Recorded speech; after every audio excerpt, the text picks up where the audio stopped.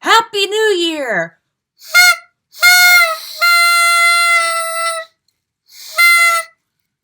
This is flaccid. Yeet. Okay. Hi. Bad year gone. New year still has the same systems as the old one, and so, like, in a cultural, societal level, things are probably still gonna be terrible. But within the chaos, we are working on ourselves and on our mental health and our brains.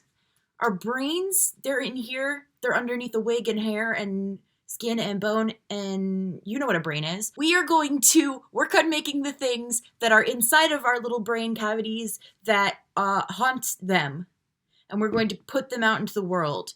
And as scary as it is, show them to other people in order to gain some insight into like how I want to move forward with this channel and also how to move forward with this channel. I talked to one of my good friends here on YouTube. Wait, could you maybe say who you are again so that, like, I could put that in the beginning as if, because I'm not sure if I saved that, if I still have that. Yeah, so this is Willow on the Questing Refuge channel, and I guess, yeah, I never really know what to say about myself. Aha, but I do know how to talk about Willow, aka Questing Refuge, here on YouTube, link in the thing. They're a great content creator, and they make things about media and, like, disability and neurodivergence and parenting even, and a lot of stuff like that. And they have this really great, thoughtful point of view and analysis, and I highly recommend their channel. So within this talk and within just, like, reflecting on where I want this channel to go, what I want to do in the new year, because I've had so many ideas this past year that I have, like, not known how to make happen. We had a little conversation, and I came up with some, not like rules, because we're, like, anarchish here and, like, cool and, like, don't care about rules, but some nice guidelines for working on the things that I want to work on. Oh, also, so this background is also, like, a mess, but, like, 2020 is a mess, and I'm sure the next time you'll see it, I don't know, maybe I'll make it, like, nicer or whatever. Or maybe I'll do that on the stream tonight. This is probably not going to come out before the stream starts or even while it's going on, but if it does, or for future streams, go to my Twitch channel. Again, a link in the link place. You know how YouTube works. Number 1, stop fearing that other people are going to excommunicate you or sacrifice you to the wolves or a volcano or whatever. I am neurodivergent. I have ADHD and probably autism, but that's another video for another day. And that's fine. Like, if people can tell, if I don't do a good enough job of hiding it, as I've been trying to do for, like, my entire life, that's fine. And the quality of my work doesn't have to, like, compensate for that or have to, like, make up for anything. I don't have to prove myself to anybody else, or at least not to... I don't have to prove myself to anybody.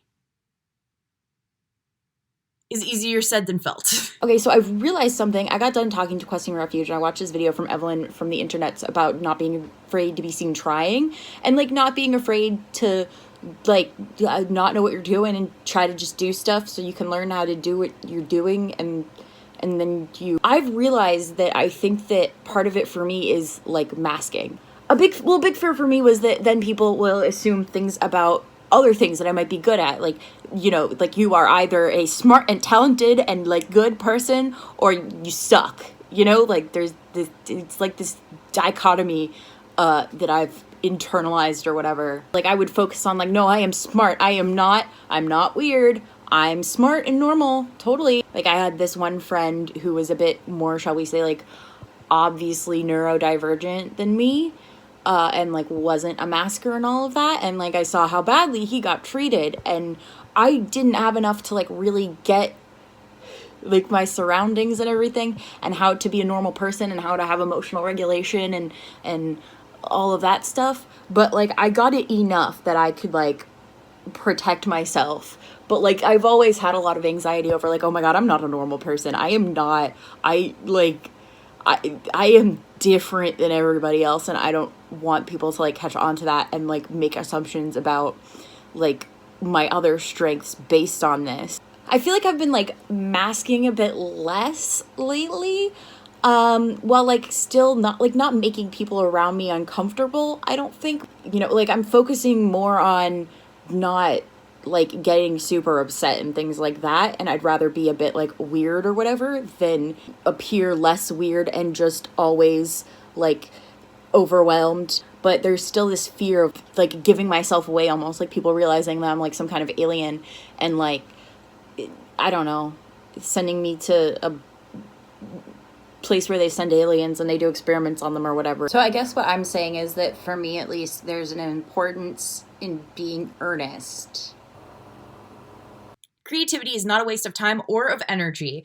And if something is bad, then like whatever, who cares? I don't care. Do you care? I don't care. The cost benefit analysis of is this worth my energy? I should probably try to do those cost benefit analyses when it comes to like internet disputes and like drama and misunderstandings, as opposed to like these creative things that I want to do, but I'm not sure if it's going to pay off. I don't know if I've been recording the audio. And see, like, stuff like this happens, and I'm like a normal person would be like, oh, well, but there's a part of me, and, like, for the most part, I'm like, oh, well, but there's a part of me that's like, I'm supposed to be better at this. Right. I don't know if it was recorded, but for the people listening, I was like, I went to film school, to, like, a good film school, like, in quotation marks, that, like, costs a lot of money and stuff, and so I'm very, like, oh, I'm not, like, allowed to, like, my videos have to be, and not even just, like, good, they have to be, like, I put the pressure on myself to be, like, I gotta be, like, ContraPoints level of good for the, like, training I'm supposed to have had, you know, like, I'm supposed to be, like, there's this idea of what I'm supposed to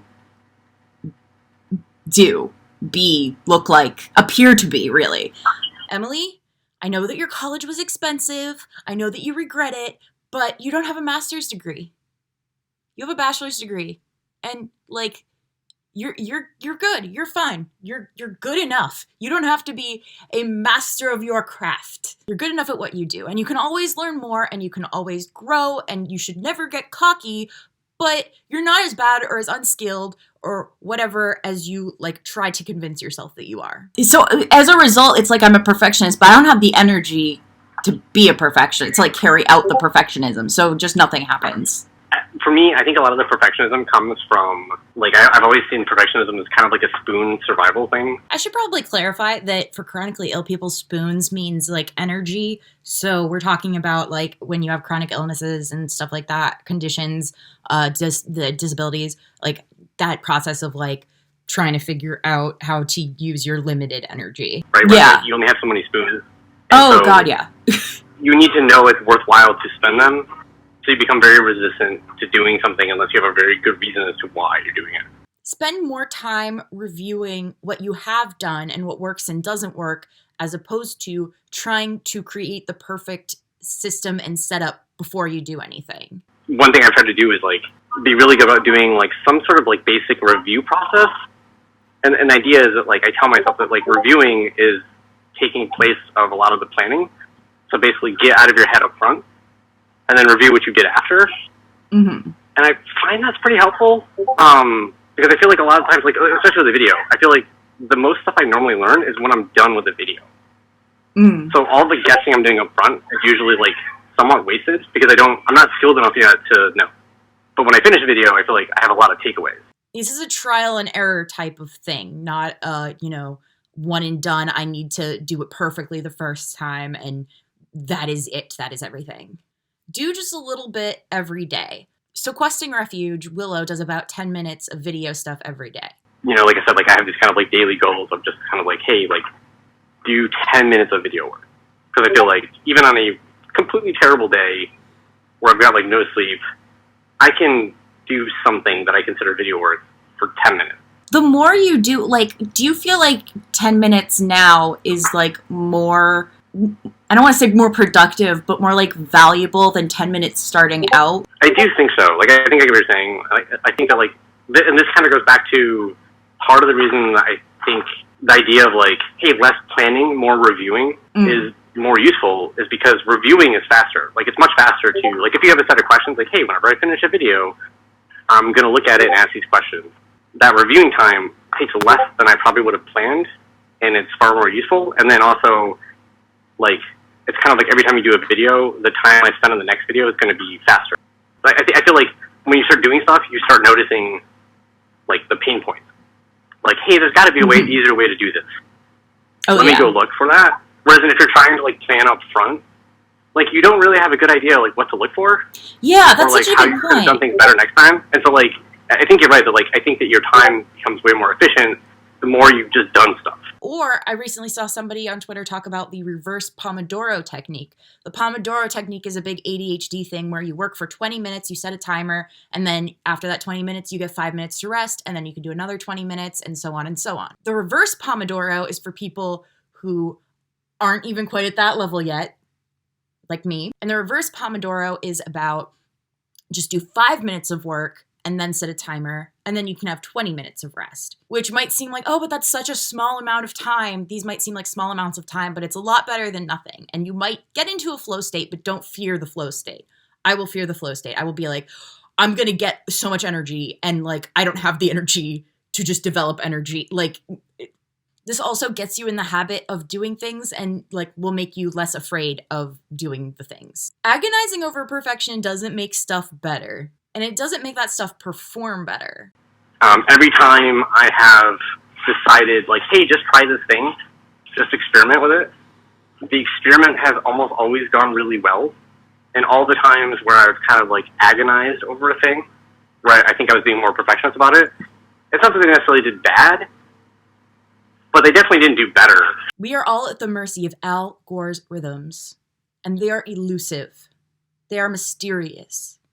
We can't tack them, and that's okay. If something is late and is no longer topical, then like it's probably fine to just do it anyway, at least at my stage. That does lead me into a big problem I've been having lately, though, of like topicality of like being current. Like, for example, I recently filmed a video that was me reading this Catwoman comic about an election. And I was going to put it out around the time of the election, and that has not happened. And now I'm like, well, it's like, that was so long ago that, like, it's, like, now is there a point? I think that, honestly, like, if you have it, I would just do it. Like, unless you just feel really bad about it. I think, like, if you had a large channel already, there'd be some, like, okay, like, good example, like, what, just recently, H-Bomber Guy finally put out his Christmas video where he kind of joked about, like, he missed the deadline last year, so he waited, like, a whole year to release it. Yeah. But, like, I think at our stage of things, like, that's just not really useful, because here's the thing, is, like, again, like, using the one video I had, like, videos can randomly take off in the algorithm after they've already been uploaded. It's like, you could have a video out for, like, a year, and it just randomly get popular like a year later. Like, you never really know. So I think just having it on your channel, it's not really going to hurt you. Like, yeah, it's probably not going to, like, explode right now, but it's probably still going to do fine. I'm kind of trying to tell myself, like, hey, if there's a video that you're not willing to put out if you miss the deadline, then you shouldn't even be doing it. Right? Like, just only do videos that, like, even if it sucks that you miss the deadline, like, I would just do it anyways. Like, I just think that's probably better because, plus, I don't know, like, even from the mindset of just, like, tricking your brain again, where I feel like if you miss a deadline and you don't put it out, it's, like, confirming to your brain that, like, see, this is why you need to be a perfectionist, and you missed it this time. So next time, you got to be even more careful. I mean, also, to be fair, the Georgia the Georgia races thingy it still hasn't happened. So, that's true. Belated election special.